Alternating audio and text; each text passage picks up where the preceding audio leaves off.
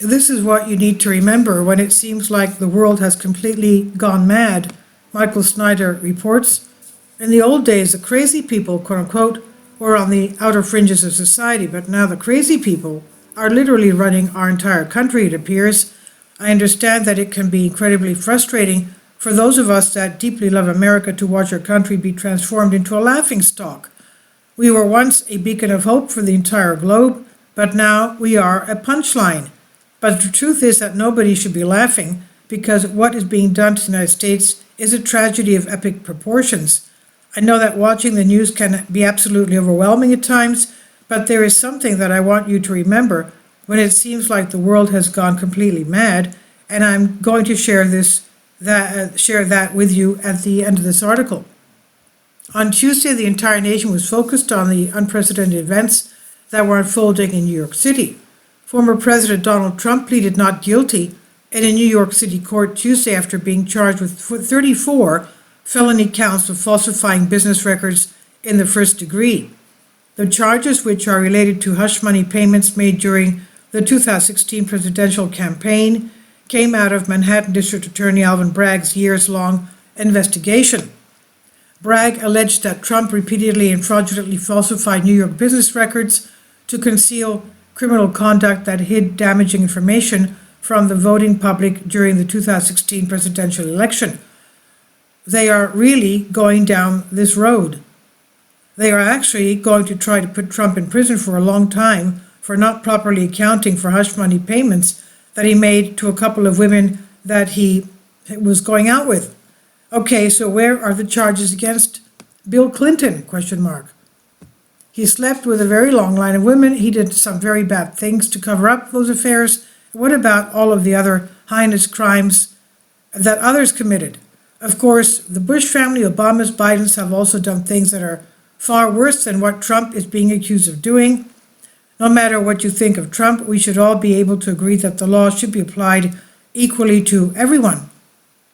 But that is not going to happen. And I don't think that I will ever forget watching Trump enter the courthouse on Tuesday.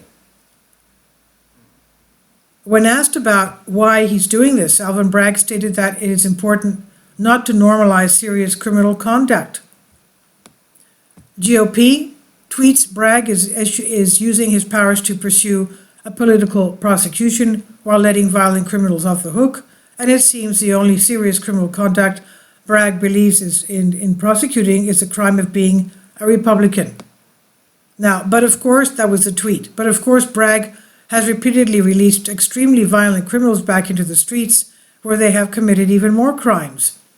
New Yorkers who survived the city during the pandemic remember the long months when Bragg's office became a revolving door for career criminals who hit up the streets in broad daylight and had many residents fearing the subways. While Bragg's office was preparing to indict Trump, he let violent offenders continue to wreak havoc. In August, Mayor Eric Adams revealed that the same 10 criminals made up nearly 500 crimes and that 60% of them were still roaming the streets at that time. New York City is absolutely teeming with criminals, and crime rates have gone through the roof on Bragg's watch, but he's completely obsessed with taking down Donald Trump, and the mainstream media is willingly going along with the whole charade. And that is why I was so glad to see primetime Alex Stein publicly confronting some members of the mainstream media earlier this week. Alan Stein is truly one of a kind. He makes a really great point. Why isn't the mainstream media talking about the real crimes that our politicians are committing? And why isn't the mainstream media more focused on the historic crime wave that we are witnessing all over America right now? At this point, criminals all across the country are becoming extremely brazen. And examples are here in various videos you'll see in the article. Now, unfortunately, the truth is that we are starting to see a lot more incidents like this because our whole country is going downhill very rapidly. And look at our schools. In one middle school in Georgia, the students are actually fighting with each other. Now, in our largest corporation, are now paying radical activists lots of money to promote their products. Why is that? Now, at the rate we're going, eventually our country, our entire society will be run by people like this. I know that everything that I've shared up to this point can be extremely maddening, but please don't despair. Even in the middle of all the chaos and all the darkness, there's one thing that you can just remember: God is still in control and you can trust Him. You can have been born at any time in all of human history, but you were put here for a reason. Your life has a purpose and you have a job to do. This is when times are the darkest that the greatest light is needed, and so don't be afraid to shine for all the world to see. This is by Michael Snyder. He says about the author, my name is Michael, and my brand new book entitled End Times is now available on Amazon. In addition to my new book, I've written 6 other books that are available on Amazon, including 7-Year Apocalypse, Lost Prophecies of the Future of America, The Beginning of the End, and Living a Life That Really Matters. When you purchase any of these books, you help to support the work that I'm doing. And one way that you can really help is by sending copies as gifts to family and friends.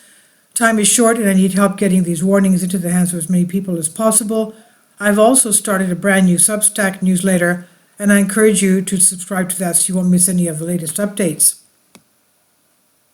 I've published thousands of articles on the Economic Collapse blog, End of the American Dream, and the Most Important News. And the articles that I publish on those sites are republished on dozens of other prominent websites all over the globe. I always freely and happily allow others to republish my articles on their own websites, but I also ask that they include this about the authors section with each article. The material contained in the article is for general information purposes only, and readers should consult licensed professionals before making any legal, business, financial, or health decisions. I encourage you to follow me on social media, Facebook and Twitter, and any way that you can share these articles with others is definitely great help. These are such troubled times and people need hope. John 3:16 tells us about the hope that God has given us through Jesus Christ. For God so loved the world that He gave His only begotten Son, that whosoever believeth in Him should not perish but have everlasting life. If you have not already done so, I strongly urge you to invite Jesus Christ to be your Lord and Savior today. This is on End of the American Dream by Michael Snyder. Please leave your comments and thank you for your support. Kindly support my Patreon account. The daily posts are 5 videos daily, and they are totally different from what I have on my YouTube channel. Thank you so much for your support and that you find all my content so interesting. You'll find the Patreon account details in the description box